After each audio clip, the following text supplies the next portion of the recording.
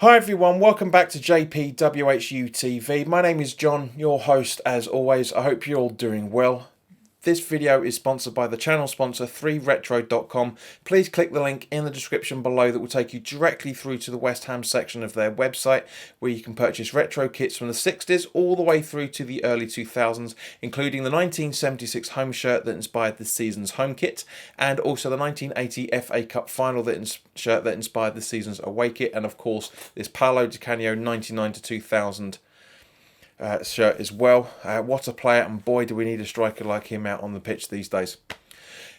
There's also Admiral and Umbro West Ham inspired track jackets, polo shirts, t-shirts and sweatshirts, so go check those out. Any purchases made through the link in the description below, the commission that would be the channel would normally get for the next 16 purchases will be going directly to Isla's Fight. So thank you very much to anybody that's making those purchases. You'll be doing them a world of good, because obviously it's nice to get some money over to a charity and also get a new retro shirt as well. That doesn't have to be just the West Ham stuff. There's lovely England retro gear in there as well. There's other EPL and SPL retro gear in there as well, and of course there are international teams. There's a Barcelona one in there as well. So guys, dig deep. I know you all like your retro gear. So let's talk about West Ham United 2, Tottenham Hotspur 3. As always, let's start off first and foremost with the team sheet. So, you know, there was a couple of changes mixed in. Roberto in goal. I got the back four right. Fredericks on the right. Diop and Ogbonna making up the centre-back pairings, with Creswell as the left back. Yarmolenko out on the right-hand wing. Anderson out on the left-hand wing. We had Noble and Rice as the holding midfielders. Snodgrass in the middle, just sitting behind Allaire. On the bench was excuse me. On the bench was Martin, Balbuena, Sanchez, Zabaleta, Fornals, Ayeti, and Antonio. So for the first 20, 25, maybe get at a push 30 minutes, I thought we played well. I honestly thought we played well. I said to Nikki at West Ham Fan TV that one of the few positives, I should say, out of the game was we seemed to go at them. But at the same point, we slowly but surely started to back off a little bit, take the foot off the pressure around about the 30th minute. And of course, a couple of minutes later, Song Heung-min stepped up with a goal, and on the 35th and a bit minute, we're 1-0 down. And that's when Spurs became a lot more dominant in control and possession. And again, I mean, I know there was a goal very, very early on that was going to be that was ruled as offside. Everything was basically coming down our right flank. A lot of their attacks was coming down the right flank, and that's exactly what happened with the first goal that was ruled offside. They had scored a couple of other another goal that was also ruled off as offside as well, but we didn't heed the warnings. We didn't press them enough, and then all of a sudden we turned it on, and we were absolutely. I was about to say absolutely brilliant, but we weren't absolutely brilliant. The atmosphere in the stadium was the lowest I've ever felt for a London derby. Not just since we moved over the last 3-4 seasons ago, but ever. It was unbelievable. I know, you know, we were always saying that we were not expecting anything out of this game, but we still needed to step up in terms of supporters. I mean, don't get me wrong, the figures were, there was a lot of people there, as there always is. You know, probably 58,000 people, regardless of what match of the day says. Because the statistics aren't correct, as we all know. But at the same point, you know, it was a very good turnout for an early morning kickoff. I missed the first minute of the game because of the stupidity of the central line. The schedule wasn't kept to, shall we say, and also there was a few disruptions and a few other bits and pieces. But you know, it's an early kickoff, but you know, it's the first time I've missed a kickoff for Christ knows how long. But anyway, I was literally about 30 seconds late. By the time I got to my seat, it was a minute. But anyway, as I say, I thought we played well for the first 32 minutes. It was nice to see everybody's give the minute's applause for Lily. God rest her soul. It's awful to see when any West Ham supporter dies under any circumstances, and of course not someone younger than myself as well. In the way that she did, it was unfortunate, and my heart goes out to the family of Lily. My condolences. But as I say, in terms of the game itself, up until Song scored the goal, we were playing well, but we just took a foot off the gas a little bit, should we say? And a couple of minutes of sloppy football, and then Spurs are growing in possession and in control of the game. They weren't really out of control of the game, to be completely honest with you. We were pretty diabolical. After that 30 minutes, Noble's head dropped. Everybody's head dropped after Song's goal winning on the 36th minute. Now, of course, we conceded 7 minutes later, 6-7 minutes later again, and I'm not joking you, right? Paul, who's next to me at the ground, said they're going to score in a minute, and 5 seconds later the ball was in the back of the net from Lucas Moura. Very, very disappointed on that. Very disappointing, because at the end of the day, we're at the completely other end of the pitch, and we can see that there's a goal coming. How do these players, who are a couple of yards away from these players that are about to set this goal up, can't see it? This really, really worries me. Don't get me wrong, Spurs weren't exactly at their best. They had the new manager bounce. That was very, very clear. But they weren't exactly up to the best standard that we know Spurs can play at. And at the same point, neither did we. We were absolutely shocking. I don't think we ever got out of first gear at all. Out of first gear once we stepped out of it and out of second gear in the first half at all. 2-0 down at half time. Disappointing. Well, I mean, as I say, we knew we weren't going to get anything out of this game. But that's what happens. That's the problem.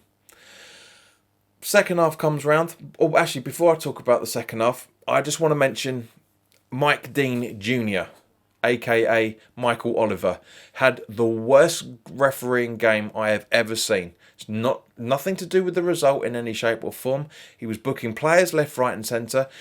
Harry Kane was conning him all game, shall we say. For every time he went over, it was a free kick, including when Kane fouled Diop in the first half, and Kane was also on the floor. So therefore, it goes to Spurs as a free kick. How on earth was that possible? How on earth was that? Diop got booked for it as a result. So I'm guessing he misses the Chelsea game. We'll talk about Diop in a little bit. In more to do the second half, but as I say, guys, it was poor. He had an absolutely shocking game. Very, very. I used to like Michael Oliver when he first came through. What was it, 10, 12 years ago? However long it's been now. It was very, very good play from him. I was hardly disappointed with anything that he did when he first came through. I know he was making his mistakes as refs always do. Everybody makes mistakes. But it's all about him now. It really, really is all about him. But I'm not going to make this video all about him. I'm going to talk about the team, because that's what we're here for, right? But anyway, as I said, Kane should have been sent off. We should have been a lot more things going on that didn't. Song should have been booked for simulation as well in the first half. Yeah, he went completely fine. We had Snodgrass booked for no reason. Fredericks booked for a slightly good reason, to be honest with you. But it was poor. I mean, they absolutely time wasted in the second half, and let's talk about that now. They absolutely time wasted. On the 56th minute, Fornals came on and Yarmolenko came off, which was a good idea because it pushed Snodgrass off to the left, and Anderson was playing more on the right in the first half, and then to do in the second as well. As you guys know, I've always maintained that Anderson plays better football down the right, but at the same point, at half-time break though, Anderson came off and Antonio came on. Brilliant to see Antonio back. Very, very glad that he was back in the side. Played very, very well, obviously, which we'll come on to in a few minutes. But we had we basically were able to have Anderson out on the we're able to have Snodgrass out on the left, Antonio out on the right, and that really changed the game. Again, I said it at the first game of the season, Man City, when Antonio came off at half time, that's what lost us the game. And Antonio coming on at the first half today was the reason for the fight back. If he hadn't come on, we wouldn't have. I'd be very surprised if we would have had those goals. He wanted to win it. You could see that he wanted to get back, get a few goals under his belt, get back to the Antonio that we know and dare I say it, absolutely love when he's on top of his game. Put an absolute shift in. To be honest with you, we'll come to the players in a little while. But as I said, just brilliant. And then a random selection 8 minutes later from Pellegrini. Sanchez comes on and Diop comes off. Now, I said when that happened at the time, I was so angry. I said, that's it, Pellegrini's lost it. He's got no clue. A lot of people started singing, you don't know what you're doing. Having analysed it for a little bit, because obviously with Diop's booking and stuff, it was a good idea to bring him off because his head went when he got booked. His head went, and therefore it was a good idea to make sure we continued the game with 11 men. But right there and then, made absolutely no sense whatsoever. Couldn't figure out what the hell was going on. We're not fighting enough. We're not doing enough on the pitch. The players are clearly not communicating properly with each other. So many misplaced passes, so many miscommunications, especially between Creswell and Snodgrass. There was a few times. Creswell, the only British player out there that can't really come out with a lot of credit. Really can't. But at the same point, as I say, at the same point, 73rd minute comes around now. Sorry, I'm getting ahead of myself. Just after the break, it was clear that Mourinho had said to the squad, said to Spurs, we've won this. Take your time, stall it as long as you can, time waste as long as you can, because that's what they were doing. They were absolutely time wasting for a lot of things, which I won't go into. But it's more specifically down to the fact that Oliver seemed to be very, very unbiased, shall we say? He wasn't unbiased. Was very biased, I should say. Yeah. But as I say, I'm really trying to keep my cool on this because I'm like the rest of you. I am very, very angry with Oliver. I'm very, very angry with the squad. But at the same point, on the 72nd and a bit minute, Antonio with a brilliantly taken goal. Very, very good. Casarenga just laid on the floor, didn't move after that ball went in. And then all of a sudden, Ben Davies is on the floor. The replay of the goal showed there was absolutely nothing wrong with Ben Davies, yet he was substituted off shortly afterwards because of an apparent injury. Not really sure what, but yeah, very good setup by, I think Fornals put the ball in, I think. But very, very well taken from Antonio with his left foot into the bottom right-hand side of the corner from our perspective. Obviously, the bottom left-hand corner from his perspective. But very, very good. Very, very well taken goal by him. And all of a sudden, the atmosphere seemed to lift. When it was 3-0, however, a lot of people started leaving. Even when we were coming up to the 80 odd minutes, people were still leaving. And I get it. I understand the reasons why. I don't do it myself, but I understand why people are leaving, because at the end of the day, this is not the West Ham we wanted to be seeing. It's not the West Ham we were promised either, for that matter, 4 years ago. But as I say, it was good. And then with all the time wasting and all the injuries and all the substitutions, we had 6 minutes of extra time. And right on the 94th, just before the 95th minute, I know it's clocked down as 90 plus 6, but just before the 95th minute actually properly started, Ogbonna scored, and it's 3-2. A few minutes beforehand, Allaire went to score. It was on the 89th. Was it? Yeah, the 89th minute.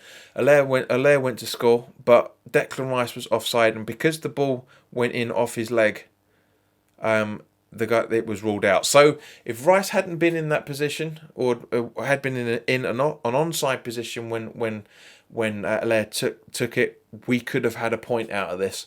It wouldn't have been deserved under any circumstances, but it could have been 3-3.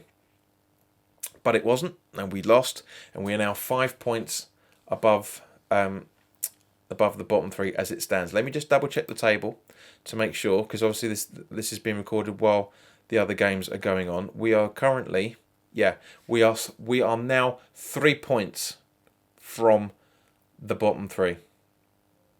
We are 2 points above Villa, who are 17th. And we've got Chelsea to come. We've got Wolves to come. We've got Arsenal to come. It's not looking good. It really, really isn't looking good for us. But thank you very much for your time, guys. Apologies that this hasn't been a very positive video, but there's not really that much to be positive about. However, the three players that I said the British players earlier are the only players to have come away with any credit out of this, and it's 100% right, bar Creswell. Snodgrass played out of his skin, had a fantastic game. Noble was playing very, very well. Wasn't doing the spectacular like everybody expects Noble to be. He's not Pirlo, but he was playing very, very well. Declan Rice was all over the place, and I mean over the field. He made some very, very good interceptions, tackles, challenge blocks, whatever you want to call it. One of the reasons why it was just 3. We could have conceded a lot more, bar the offside goals. You know, we could have conceded a lot more if Rice hadn't been working his absolute socks off. And likewise with Noble, and likewise with Snodgrass. So those, for me, man of the match is Snodgrass 100%. Antonio's very, very close because he put in an absolutely brilliant 45 minutes. But for me, that's the more important thing, is the fact that the team that played the entire 90 minutes and Snodgrass was just immense. It was my man of the match. So guys, thank you very much for your time. If you're new round here, welcome. It's great to see you. If you like what I'm doing and you'd like to hear more about it, then by all means, please click the subscribe button and hit the notification bell so you get to see when new video and new content are going up. As always, guys, put your comments in the comment section below. Let me know your thoughts on the game. Let me know who your man of the match was. Do you agree with the starting 11 that Pellegrini put out? If you like the video and you feel I deserve it, then by all means, please click the like button. If you don't like the video, then by all means, please click the dislike button and say in the comments why you don't like the video. It'd be nice to know. A lot of people are doing it, but nobody here and there over the videos, but nobody's actually telling me why you dislike it. So, because at the end of the day, this is for my purposes as it is yours, and I welcome any feedback, and I'm more than happy to improve the channel for you. Not a problem. And also, please share this content with anyone that you feel may want to watch it and isn't aware of the channel. So, thank you very much for your time. Try and enjoy the rest of your weekend. I'm certainly going to try and have a couple of drinks later on to try and numb the pain of this loss again. But have a great one. And I will see you on, if I remember correctly, I think it's going to be Monday night, live on the Facebook page.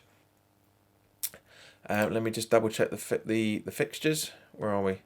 So, no, it'll be Tuesday night because Villa are at home to Newcastle on Monday night. So there is a link in the description below for the Facebook channel page where the live stream, for the JPWHU TV Goal Week 13 table roundup for the Fantasy League is going to be done. So by all means, guys, if you haven't already followed the page, please do so, because there's also exclusive live content coming up for the away games. Not Chelsea, of course, which I'll go into in the preview, which will be going up Thursday morning. But guys, in the meantime, look after yourselves, and I will see you very, very soon.